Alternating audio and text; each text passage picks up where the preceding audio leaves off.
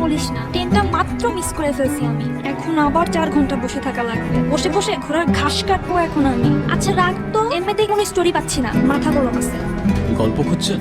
গল্প না খুঁজে গল্প দেখেন, আর গল্প না লিখে গল্প শোনেন। দেখা আর লেখার মাঝখানে কখন নিজের মাস্টারপিস হয়ে যাবে নিজেও বুঝবেন না। না, কথাগুলো ইন্টারেস্টিং। কে আপনি?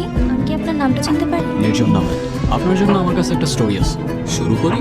হ্যাঁ শিওর শিওর। বেশ কয়েক বছর আগের কথা। একটা ছেলে আর একটা মেয়ে, ওরা ছিল বেস্ট ফ্রেন্ডস। কিন্তু বেস্ট ফ্রেন্ডস হলেও ওদের মধ্যে ঝগড়া অলওয়েজ লেগেই থাকতো।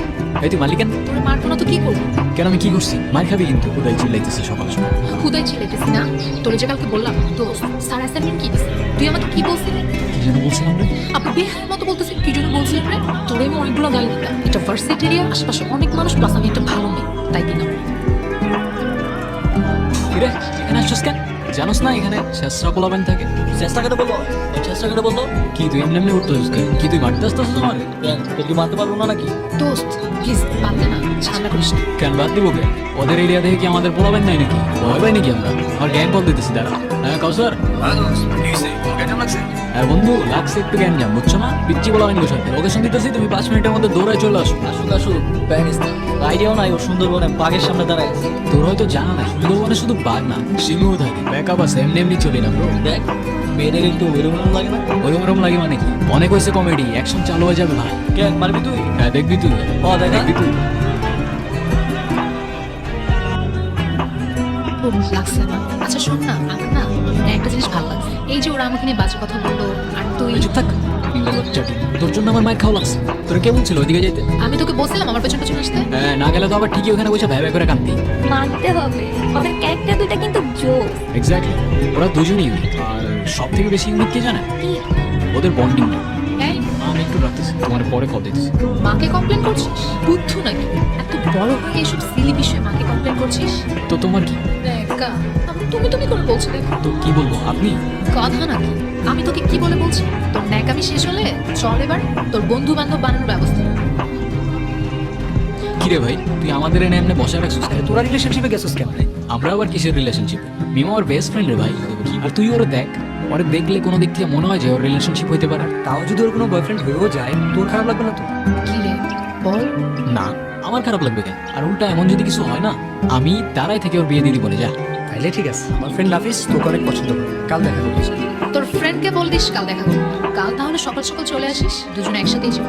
আমি যাবো কেন? তোর ডেট তুই যা। তোকে ছাড়া আজ পর্যন্ত কোথাও গিয়েছি? ঠিক আছে যাবো না, যা। আই এম সো সরি, প্রথম দিনই লেট করিস। আরে ব্যাপার না। ব্যাপার না কেন? আমি লেট করলে তো খুব চিল্লাইতে থাকবো।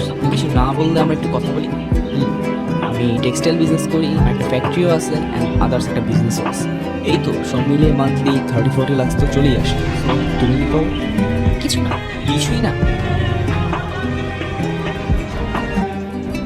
এভাবে ওদের পরপর অনেকদিন দেখা হতে থাকে। সবকিছুই ঠিকঠাক চলছিল যতক্ষণ না পর্যন্ত ছেলেটা ফিল করতে শুরু করে যে সে তার বেস্ট ফ্রেন্ডকে হারিয়ে ফেলছে। মিম, তুমি যদি কিছু মনে না করো, আমি তোমার একটা জিনিস চেঞ্জ করতে বলবো। কি? তুমি তোমার ড্রেসিং প্যাটার্নটা একটু চেঞ্জ করো। কেন? ওর ড্রেসে কি সমস্যা? তোর সাথে কথা আছে আমার। তোর সাথে কথা আছে আমার। কথা কানে যায় না তো? কি বলবি?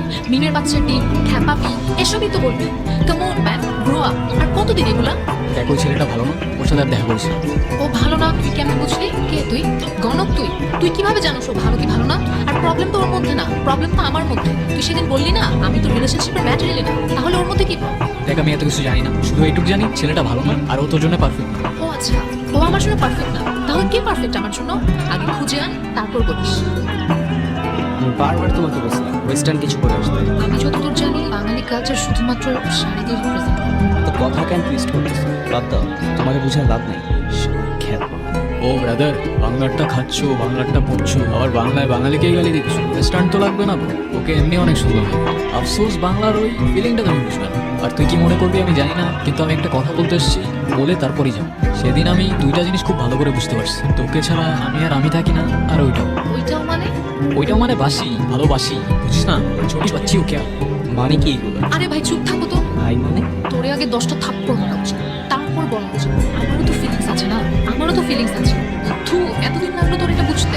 মানে কি কি হইতেছে এগুলো? এ ভাই থামো তো, তুমি দেখতেছো না আমাদের দুজনের সিরিয়াস মোমেন্ট চলতেছে। তুমি বন্ধু বাসায় যাও, যাও। তুই বল না, কি বলবো? তোর যা ইচ্ছা। কে তুই?